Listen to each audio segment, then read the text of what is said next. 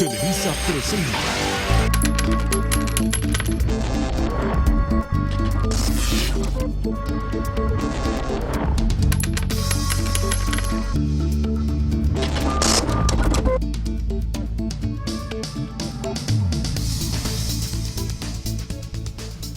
¿Qué tal? ¿Cómo está? Muy buenas noches. La pobreza general aumenta en el país, aunque en el decil de la población de más bajos ingresos se ve una mejoría. Sin embargo, la realidad es que la pobreza en México sigue aumentando. Vamos a platicar con la secretaria de Desarrollo Social, Rosario Robles, y estará también aquí con nosotros Gonzalo Hernández Licona, el secretario ejecutivo de Coneval. Vamos a tener un debate aquí con ellos acerca de este tema. Mari Carmen Cortés, ¿cómo estás? Muy buenas noches. Muy buenas noches. También va a estar con nosotros Juan Pablo Castañón. Él es el presidente de la Coparmex y vamos a hablar desde qué está pasando con el tipo de cambio y qué va a pasar, hasta cuándo los empresarios van a absorber el impacto de la devaluación y también su opinión sobre este crecimiento de la pobreza. Así es, Mari Carmen. Y bueno, precisamente sobre este tema del tipo de cambio, la realidad es que sigue siendo un tema de mucho nerviosismo, sigue registrándose una depreciación muy clara en el nivel del tipo de cambio del peso frente al dólar. Esto lo han explicado las autoridades, se explica más en función de los temas internacionales, del contexto internacional, que de lo que está ocurriendo en la economía mexicana. ¿Por qué? Porque a nivel internacional hay muchos factores que están incidiendo en la incertidumbre, en el nerviosismo y en la volatilidad de los mercados. La apreciación del dólar se está observando ante la inminencia en el alza de las tasas de interés que realizará la Reserva Federal de Estados Unidos. Cada vez hay un mayor consenso en torno a que podría empezar a ocurrir a partir de septiembre, e incluso ya también se está pensando en que sería en este año un par de ocasiones en las que va a elevar sus tasas de interés la Reserva Federal de Estados Unidos, de tal manera que en esos momentos habrá una mayor volatilidad, una mayor depreciación del tipo de cambio del peso frente al dólar. Sin embargo, han sido verdaderamente insistentes tanto la Secretaría de Hacienda como el Banco de México en que esta depreciación no tiene absolutamente nada que ver con los factores internos. La estabilidad macroeconómica es una realidad. Las reservas internacionales del país rondan los 190,000 millones de dólares. También está el crédito flexible del Fondo Monetario Internacional y pues la política monetaria se ha basado, la política cambiaria se ha basado en un esquema de libre flotación que hasta ahora, dicen las autoridades, ha estado funcionando ordenado y líquido, Mari Carmen. Pues no muy ordenado, muy líquido, pero de todas maneras, Juan, te llamas. El caso es que el tipo de cambio 16.50, 16.60, va a llegar a 17 pesos el dólar, pues muy probablemente sí, que esa es la mala noticia. Y si hay un indicador que preocupa, que genera desconfianza y pesadumbre, es el tipo de cambio. Las devaluaciones en México son como una maldición, siempre generan un gran nerviosismo entre la gente, además no solamente entre los que pueden viajar o van a viajar, porque incluso quienes no utilizan el dólar para nada, pues tradicionalmente se veían afectados porque generaba una mayor inflación. Hasta ahorita no ha habido una mayor inflación, el impacto lo han absorbido las empresas por diversos factores, entre otros porque ha bajado la tarifa eléctrica, han bajado los precios de materias primas, y esto ha hecho que los costos de producción de las empresas no se hayan elevado, aunado al hecho del bajo consumo. El mercado interno está tan deprimido que las empresas dicen, si empiezo a elevar mucho mis precios, pues menos voy a vender. Entonces, por eso hay tantas ofertas por todos lados, por eso todas las grandes cadenas comerciales siguen con ofertas permanentes, porque se necesita estimular el consumo interno. Entonces, ¿hasta dónde va a llegar el tipo de cambio? Pues muy probablemente a 17. Yo sí creo que después va a regresar. ¿Y cuándo va a regresar? Bueno, una vez que suban las tasas de interés en Estados Unidos, probablemente en septiembre, probablemente en diciembre, todo indica que en septiembre, y se confirme que el alza va a ser muy leve, de un octavo de punto, o sea, de 125 puntos base, ni siquiera de 25 puntos base. Si esto se confirma en septiembre, si las tasas son relativamente, suben muy, muy gradualmente, entonces sí es factible que los mercados empiecen a discernir, bueno, cuáles son los países que están mejor que otros. Nosotros nos va a ir bien si a Estados Unidos le va bien. Y la razón por la cual las tasas de interés van a subir es porque la economía de Estados Unidos está bien. El problema que tenemos nosotros es que aparte somos un país petrolero y los precios del petróleo siguen a la baja, porque además se firmó un acuerdo nuclear con Irán y Irán produce 4 millones de barriles diarios de petróleo, nosotros 2.1, y van a empezar a inundar de petróleo iraní porque se quitan las restricciones y los vetos para exportar. Entonces estamos en un mundo muy complejo, muy complicado, y bueno, ¿sí va a llegar a 17 pesos? Pues yo creo que sí. Al paso que vamos, yo creo que sí. Bueno, ya están aquí con nosotros la secretaria de Desarrollo Social, Rosario Robles, y Gonzalo Hernández Licona, el secretario ejecutivo de Coneval. Muy buenas noches a los dos, gracias por estar aquí con nosotros. Y bueno, el tema, sin lugar a dudas, es el crecimiento de la pobreza en México. De acuerdo con los últimos datos que difundió el Instituto Nacional de Estadística y Geografía, INEGI, se redujo el ingreso de la mayoría de los mexicanos, aumentó la pobreza. ¿Qué dirías sobre este tema, Rosario? Bueno, Marco, evidentemente que de acuerdo a la encuesta de ingreso y gasto que levanta el INEGI, hay una reducción del ingreso de las familias mexicanas, a excepción del primer decil. Suena muy técnico, pero es la base de la pirámide. Los más pobres entre los pobres, la gente con menores recursos, y el que este segmento de la población, en un contexto económico internacional adverso, haya no solo mantenido, sino incrementado su ingreso, es ya una noticia positiva, porque estamos hablando de quienes menos tienen. Pero si le aplicamos, y eso lo podrá explicar muy bien Gonzalo, porque es con base en lo que mide Coneval la pobreza, el módulo de condiciones socioeconómicas, que es un módulo que se levanta a la par de la encuesta Ingreso y Gasto, y que por esta ocasión, en lugar de las 21,000 encuestas que levanta INEGI, fueron alrededor de 65,000 encuestas, lo que lo hace más robusto. Si se aplica este módulo, que es monetizar ciertos programas que son como subsidios en especie, etcétera, el ingreso, en lugar de este decil, en lugar de ser del 2.2, se va al 6.5, y si tomamos las localidades menores de 2,500 habitantes, donde ha estado centrada la política social de este gobierno, en aras de contener a quienes, que los que menos tienen sufran menos las consecuencias en este momento de la situación económica, este ingreso se va al 12%. Entonces hay un ingreso diferente si tomamos estrictamente en la encuesta del INEGI, así ya aplicamos el módulo de condiciones socioeconómicas. ¿Qué pasa? Evidentemente, en un contexto de menos ingresos, de un aumento de los precios, pues tiende a crecer la pobreza, pero aquí la noticia también importante es que la pobreza extrema disminuyó. A pesar de toda esta circunstancia, disminuyó la pobreza extrema del país. Sí, y Gonzalo, bueno, en el Coneval tienen la tarea de, una vez que INEGI difunde las cifras de esta encuesta nacional de ingreso-gasto, realizar una evaluación sobre esa misma información. ¿Ustedes qué encontraron en este cúmulo de datos que dio a conocer INEGI? ¿Cuáles fueron sus principales resultados? Muchas gracias, Marco. En primer lugar, muchas gracias por la invitación, y me da muchísimo gusto compartir la mesa con la secretaria Robles, con quien hemos venido trabajando desde el inicio, antes de que empezó el sexenio, en estos temas de pobreza y de medición.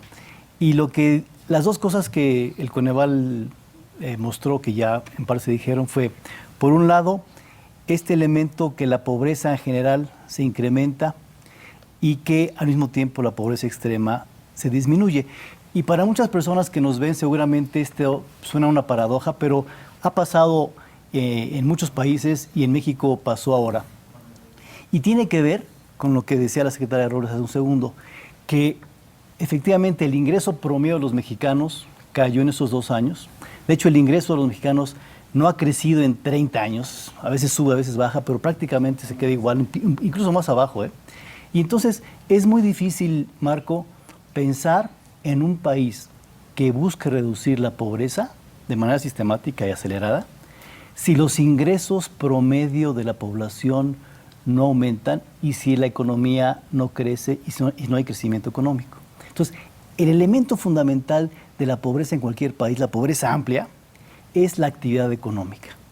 Y en segundo lugar, esta reducción de la pobreza extrema, que tiene que ver mucho más con la política social. Efectivamente, la política social se enfoca en el decil más bajo, la población más pobre, y ahí hay, y uno lo puede constatar en campo, más pisos firmes, más niños en las escuelas, más transferencias monetarias que apoyan a la gente y que buscan contrarrestar el problema de la reducción del ingreso. Entonces, sí, lo relevante aquí es cómo hacemos que en el futuro haya una economía que crezca y que logre complementar lo que está sucediendo en la política social. Y es por eso que en el Coneval insistimos mucho y lo subrayamos acá, ya hasta parecemos disco rayado, que el tema económico es fundamental en cualquier país, que las reformas hay que profundizarlas para que la tendencia cambie, ¿no? Y que un debate como estos, que es muy rico con la secretaria, también a la siguiente invitamos a nuestros amigos, los secretarios de Hacienda y de Economía y de Zagarpa, porque con ellos también hemos platicado mucho la necesidad de incrementar la parte económica para que la pobreza pueda bajar más rápidamente. A ver, esto es cierto, si el país no crece, pues no vamos a tener gente menos pobre. Pero la otra cuestión de fondo para mí es, ¿sirve o no sirve la Sedesol? Y no por ti, Rosario, 30 años de la Sedesol y tenemos 55 millones de pobres. Si medimos, y no he hecho el ejercicio, ¿cuánto ha gastado la Sedesol desde su creación? Desde Carlos Salinas de Gortari. Estamos hablando aquí desde que se creó la Sedesol con el objetivo de combatir la pobreza y hoy, no sé cuántos años después, ya pasó el sexenio de Carlos Salinas, el de Zedillo, el de Calderón, el de Fox y ahora el de Enrique Peña Nieto. Y insisto, aquí no estoy politizando el tema y no es por ti, es por la Sedesol en sí. ¿Qué está pasando con la política? Y ahorita que tenemos aquí a los dos, a ti que tienes la responsabilidad de hacerlo, me queda muy claro que si no fuera por la Sedesol, los mexicanos estarían más pobres, estarían muertos de hambre. Si no fuera por la cruzada contra el hambre, habría más hambre. Pero siga 55 millones de pobres. Bajó un cachitito de la pobreza extrema, pero creció la pobreza moderada. ¿Qué vamos a hacer? Nada. ¿Sirve o no sirve la Sedesol? Y eso te lo digo a ti, después de 30 años, y te lo pregunto a ti. A ver, Rosario, ¿qué pasa? Bueno, yo pienso que parte esta apreciación que tú tienes parte de una idea incorrecta, Maricar, de pensar que la tarea de Sedesol, o que Sedesol es la única secretaría del gobierno que tiene la responsabilidad de combatir la pobreza. El combate a la pobreza es una estrategia integral, transversal, de los tres órdenes, del gobierno federal y de los tres órdenes de gobierno. Es que esto es bien importante. El combate a la pobreza es una tarea de Estado que no tiene que ver con una secretaría. Coneval mide una serie de elementos y la pobreza tiene múltiples causas. Te puedo decir que una de ellas es, por ejemplo, el crecimiento poblacional, que en los deciles más pobres la tendencia, el promedio de niños nacidos es mayor que el promedio nacional. Y entonces ahí entra una política demográfica que, por cierto, durante 12 años se abandonó. Sí.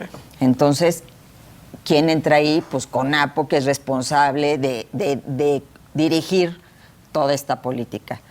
Bueno, que también el rezago educativo, pues entra la Secretaría de Educación Pública, pero además ya está descentralizado a los estados. Es que el acceso a la salud, bueno, ahí entra la Secretaría de Salud. Tenemos que generar mayor ingreso y mayor crecimiento, pues entran las otras secretarías que están vinculadas con el ámbito económico. Entonces, esta es una tarea de todos. ¿Qué le toca a Sedesol? Sedesol le toca diseñar los programas sociales que permitan que quienes están en una mayor condición de pobreza puedan enfrentar en mejores condiciones toda esta circunstancia y no sean golpeados, que fue la tarea que nos dio el presidente Peña. Mientras se desarrollan las reformas, mientras las reformas se dan, mientras las reformas se aplican y se profundizan y empiezan a dar resultados, tenemos que tener una estrategia que compense y que permita que quienes menos tienen tengan una mejor condición y un mayor bienestar. Y en esa tarea estamos, y en esa tarea, no te digo que hay que echar las campanas al vuelo, pero empiezan a darse ya resultados. Vamos a ver. La misma pregunta. Sí.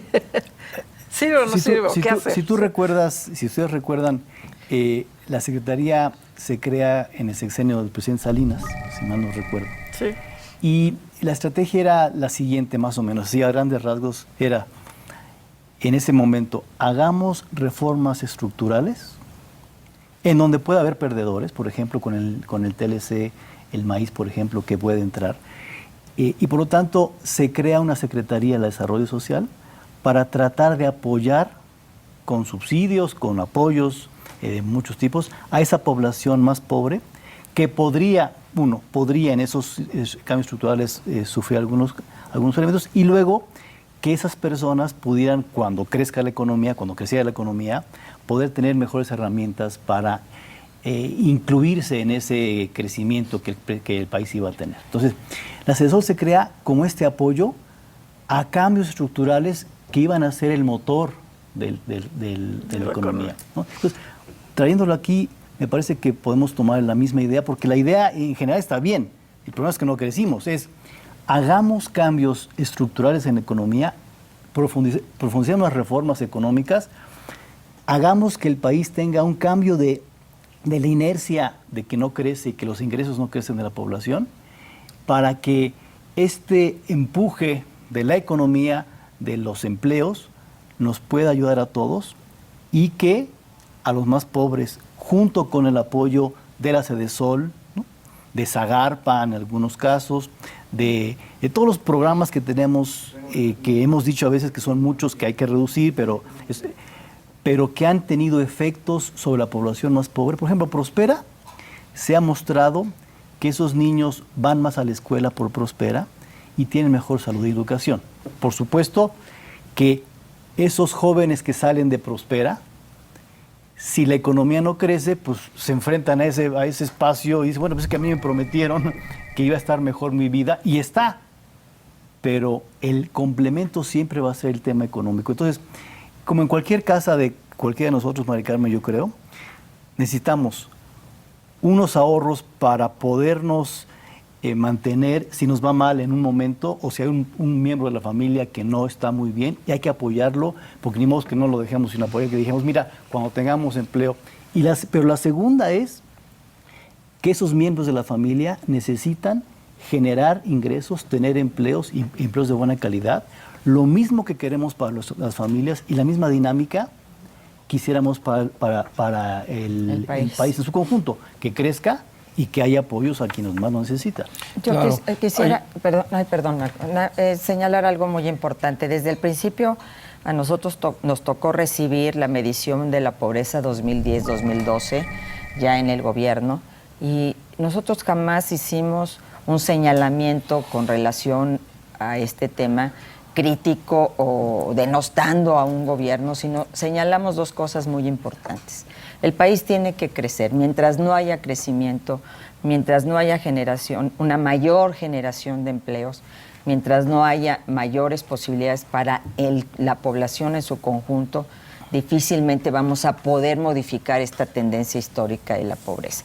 Y segundo, ir a un rediseño de los programas sociales. En esa parte no es que vengamos con una inercia, ha habido cambios muy importantes.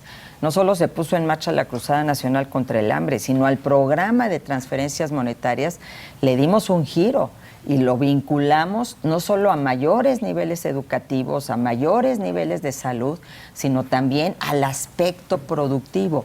¿Cómo logramos que la gente, la que está también ahí abajo, salga adelante por su propio pie? Lo que se ha hablado de democratizar la productividad. La medición que presenta Coneval la semana pasada es la fotografía de 2014. Esto es bien importante que lo tomemos en cuenta, porque son fotos, son encuestas. Es una encuesta que se levantó de agosto a noviembre. Es la encuesta de ese momento. Todavía no había rediseño de Prospera. Todavía estábamos discutiendo incluso algunas leyes de las reformas estructurales. Todavía, bueno, la reforma educativa, estábamos viendo las complicaciones para ponerla en marcha, una de las reformas pilares para combatir la pobreza. ¿Qué pasa ya en el 2015? Yo creo que esto es bien importante. En el 2015, este índice que mide Coneval cada trimestre, que por supuesto no es una medición de la pobreza, pero sí es un índice de la tendencia laboral de la pobreza, que permite decir la capacidad de con los ingresos laborales adquirir los alimentos, ya en 2015 tiene una caída. Si aquí midiéramos, a lo mejor el resultado fuera diferente. El problema es que estamos midiendo cuando este índice va para arriba. Este es un índice que tiene la caída más pronunciada en los últimos 4 años y medio. Entonces, ¿qué quiere decir? Que ya en el 2015 empezamos a ver que hay ciertos aspectos de la economía que son positivos y que eventualmente, si se refuerzan estas tendencias, podremos pensar que en el mediano plazo habrá una mejoría de la circunstancia económica del país y desde luego también pues, creamos empleos en una cifra récord. Nunca en los últimos 10 años se habían creado esta cantidad de empleos. Hay inversiones, hay mayor consumo de las familias, se paga menos por la luz, se paga menos por la telefonía. Todo esto, más cruzada contra el hambre y prospera vinculado al tema productivo, seguramente se reflejarán en mejores indicadores con relación a la pobreza en el 2017, que tendremos la próxima medición. Pues vamos a ver si hacia el futuro cambian las cosas, pero por lo pronto yo les preguntaría, y dado los antecedentes que ustedes mismos están refiriendo, en el sentido de que pues es un problema fundamentalmente económico, un problema de falta de crecimiento económico en el país, yo les haría la pregunta al revés y te pediría a ti, Gonzalo, que comiences respondiendo. Es un problema en el que ha fallado la política económica, no la política de desarrollo social, porque ha servido para aminorar hasta cierto punto la pobreza en nuestro país, pero la política económica que no ha logrado tener un mayor crecimiento económico y un mayor nivel de ingresos de los mexicanos, ¿es lo que ha fallado? Cualquier país del cual podamos pensar que ha reducido la pobreza de manera permanente o sistemática, cualquier país, Marco, que uno se imagine, China, la India, Brasil en su momento, Chile, decíamos, tuvieron detrás de esa reducción el crecimiento económico. Por lo tanto, el crecimiento económico, alguien decía, es la mejor política social. Pues hay que crecer, porque si no, a base del apoyo importante a la población en pobreza extrema, llegas hasta un lado y te falta el resto. Entonces, la gran pregunta de México que nos hemos hecho los economistas, los no economistas, es ¿por qué México no ha crecido? ¿No? Y la respuesta no es sencilla, pero tiene que ver, no habíamos hecho cambios estructurales en la economía. Ahora sí que desde Salinas, por ahí de repente en medio hubo 2 o 3 cambios de reformas, pero el gran cambio, los grandes cambios no habían sido posibles, que son los grandes cambios que hacen que la economía crezca. La productividad, por ejemplo, ha estado en México bastante o estancada o no sube mucho en su conjunto. Habrá algunos sectores, el automotriz, con productividades más aceleradas, pero no en su conjunto. Entonces, los cambios que se requieren tienen que ser del gran bosque de la economía, ¿no? Las reformas que están haciendo y que se pueden profundizar, nos parece que es el gran cambio. Y sí va a ser importante una cosa que hemos dicho mucho en el Coneval, y es dejar de pensar, y no porque esté aquí la secretaria Robles, que una sola Secretaría de Estado sea la que puede bajar la pobreza, porque lo hemos vivido nosotros en el Coneval, hoy con la secretaria Robles, con estas cifras, y en el pasado con Heriberto Félix, con Ernesto Cordero, quien llega ahí tiene la presión de ser el responsable único de la pobreza, y eso es muy difícil, porque si seguimos pensando así, va a ser muy difícil cambiar de paradigma y decir, a ver, el tema económico es fundamental, el crecimiento es fundamental, la Sedesol, diseñada como se diseñó desde hace muchos años, sirve para algunas cosas importantes, pero el resto de las cosas hay que mejorarlas de otra manera. La pobreza tiene un rostro multidimensional, y me parece que si algo puede servir los datos de ahora, si algo pueden servir, ojalá, es para tener mucho más claridad en medios, en los gobiernos federales y estatales, que el tema de la pobreza, sobre todo, es un tema económico. Pues en ese mismo sentido, Gonzalo y Rosario, ahí te lo planteo a ti de una manera distinta. Hemos estado viendo que es un tema en el que se ha luchado por muchos sexenios para abatir la pobreza. No se ha logrado en términos absolutos, de una manera clara y contundente, que se reduzca la pobreza. Es un tema de política económica general, porque no es responsabilidad solamente de una secretaría, de una sola dependencia. Vuelvo a preguntar, ¿han fallado las políticas económicas? Bueno, precisamente la gran apuesta del presidente Peña fue decir, tenemos que hacer las grandes reformas estructurales que permitan ese crecimiento. ¿Cuál es para mí una frase? Para combatir la pobreza hay que generar riqueza y distribuirla bien. Si no generamos esa riqueza va a ser muy difícil. Podrán subir, bajar los pobres, pero al final de cuentas a lo largo del tiempo es una línea.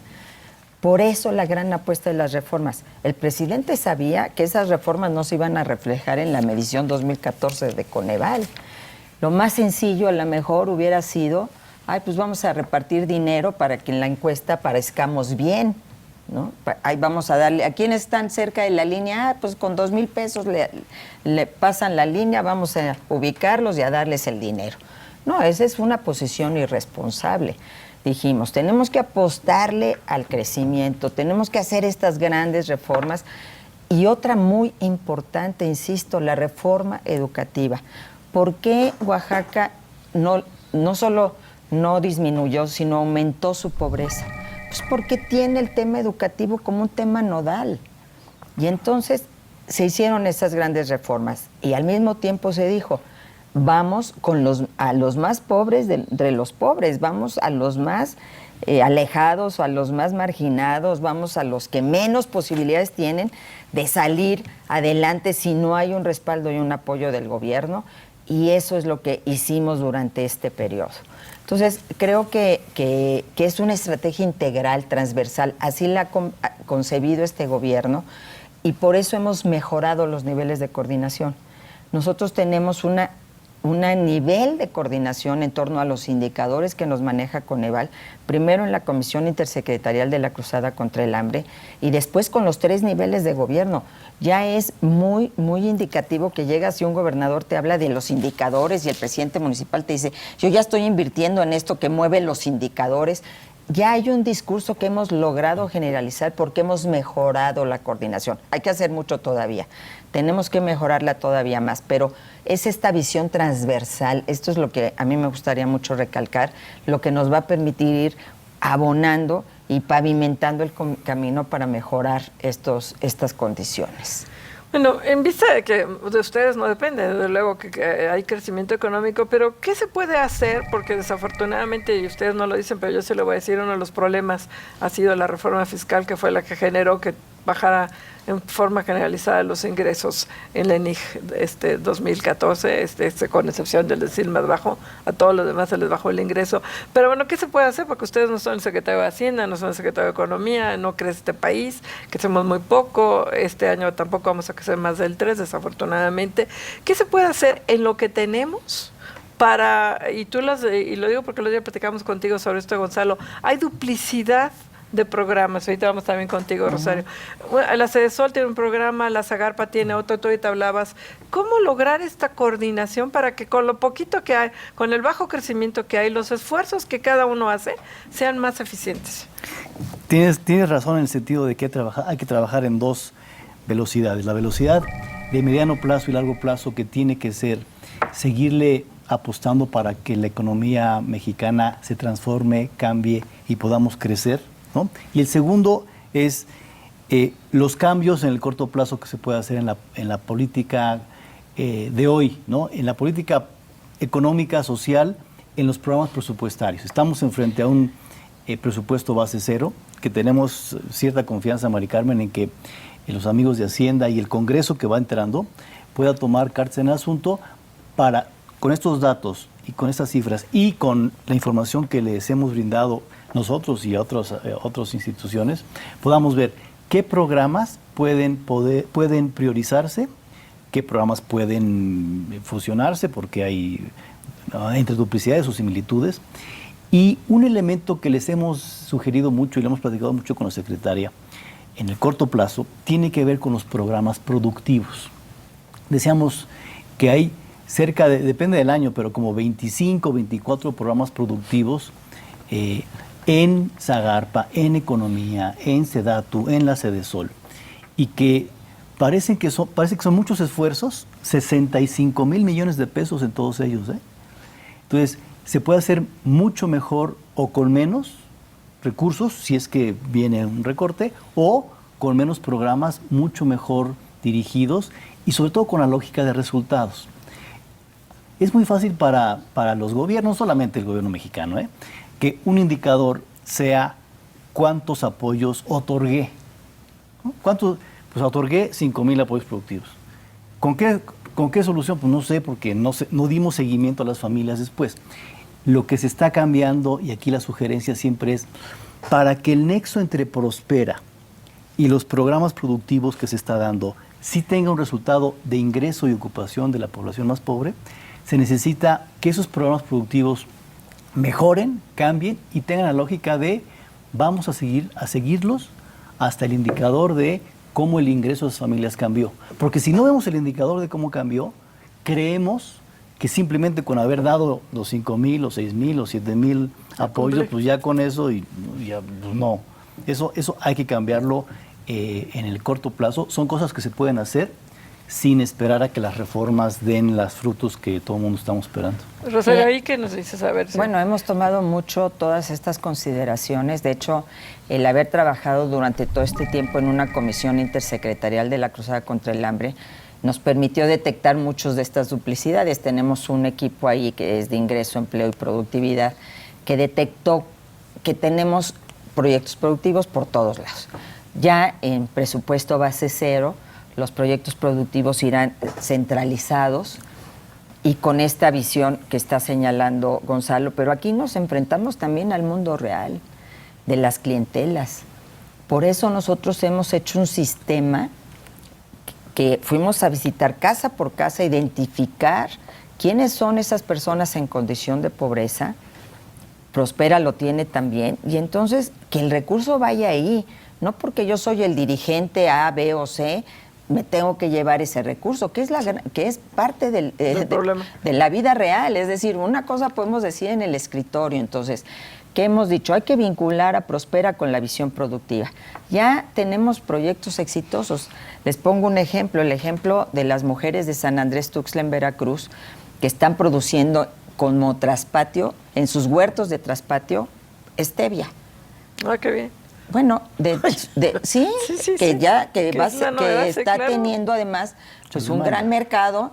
Porque es azúcar natural. No van a ningún lado, en sus propias casas, tienen su huertito, participa la familia, es un proyecto familiar, y en lugar de los 1,500 pesos o 1,000 o 700 que les diera Prospera, ahora están recibiendo alrededor de 4,000, 5,000 pesos al mes, adicionales a los de Prospera. Ese es el camino, pero ese camino implica también toda una reorientación de la visión presupuestal del ejercicio del gasto público, que vaya no atado a intereses, por muy legítimos que sean, sino a quienes deben de llegar estos recursos, que yo creo que debe ser el criterio que impere y para el cual necesitamos el apoyo de todos, porque pues todos los días nos toman las secretarías en la visión de que los recursos son de nosotros, sí, claro. Esta visión patrimonialista de los recursos, cuando el recurso es del quienes menos tienen, y es a donde lo tenemos que dirigir justamente para aumentar su productividad. Claro, sin duda. Y ahí yo les haría una última pregunta de 1 minutito cada uno que nos pudieran responder rápidamente. Como conclusión. Para llevar adelante una mejoría de cualquier problema, sin lugar a dudas, lo más importante siempre es el diagnóstico, y que sea un diagnóstico correcto. Y para llegar a un diagnóstico correcto hay que tener instrumentos de medición que sean adecuados. Y esos instrumentos de medición, yo no sé qué tan adecuados son hoy para llegar a una cifra correcta una cifra lo más aproximada posible a la realidad. Rosario, te preguntaría eso en primer lugar. Bueno, evidentemente que son los instrumentos con los que se ha medido la pobreza en el país en los últimos años. Yo creo que el enfoque de la medición multidimensional es pionero. México es un ejemplo a nivel mundial. Mi tema tiene que ver siempre con la encuesta de ingreso y gasto. Es una encuesta y una encuesta tiene errores. La gente nos dice que va a votar por alguien y termina votando por el Bronco. Es lo mismo. Mucho más cuando se trata del ingreso. Los expertos señalan que hay un subregistro de este ingreso, que la gente, desde la más pobre hasta la más rica, no nos dice exactamente, porque además está nombre y apellido, cuánto está ganando. Eso es lo que creo que hay que corregir. En eso hemos acordado tener un equipo conjunto INEGI, Coneval, Cedesol, que yo creo que además debiera estar Hacienda, para poder ver cómo ajustamos más a un verdadero registro de los ingresos de las familias. Eso es importante, Gonzalo. El Coneval es una institución con mucha credibilidad, con mucho respeto, que ojalá así siga haciéndolo para que los cambios próximos que se den no lo mermen. Pero en cuanto a este tema de la medición de la pobreza, ¿qué tendría que corregirse? Yo creo que si en algún país hubo un debate profundo y muchos expertos involucrados en la metodología de la pobreza de ese país, fue México. Yo eso se lo pongo a quien quieran, a Estados Unidos, a Canadá. Aquí se trabajó mucho para tener la metodología que tenemos y de hecho muchos países la están queriendo tener porque es muy novedosa y te da ideas y te da diagnósticos bien interesantes que otras no te pueden dar. Por supuesto, siempre hay que mejorar como cualquier cosa, ¿no? Y por esa razón, entonces, confiamos muchísimo en la metodología. Habrá que corregir cosas cuando sea oportuno y técnicamente viable, pero por esa razón, junto con la Cedesol, hemos trabajado en un estudio panel específicamente de la cruzada. Que ese estudio es interesante. ¿Cuándo se van a dar los resultados? Ya viene, creemos ¿no? que durante agosto vamos a poder tener este estudio. ¿Qué se hizo? Se fue dando seguimiento a la población beneficiaria de la cruzada para ver muy de cerca, muy en campo, qué está pasando con esa población. La hipótesis, y nos parece que se va a cumplir, porque cada vez que vamos a campo lo vemos, es cuando tú tienes una cruzada que a personas concretas las identificas y llegan todas las secretarías, una con piso firme, otra con Seguro Popular y demás, pues es casi obvio, Mari Carmen, que esas familias mejoren en su situación y nos da la impresión que esa es como la conclusión cada vez que vemos en la cruzada, y lo hemos dicho en documentos anteriores, el reto, Mari Carmen, secretaria, es ¿qué hacemos con el resto de la población pobre que no es sujeto de la cruzada y que el tema económico sigue siendo el principal elemento? Habrá que diseñar elementos más de corto plazo para que empaten con las posibles reformas que den frutos en los siguientes años. No va a ser a lo mejor el año que entra, pero es cómo la noticia de dar seguimiento a población en pobreza extrema con ese detalle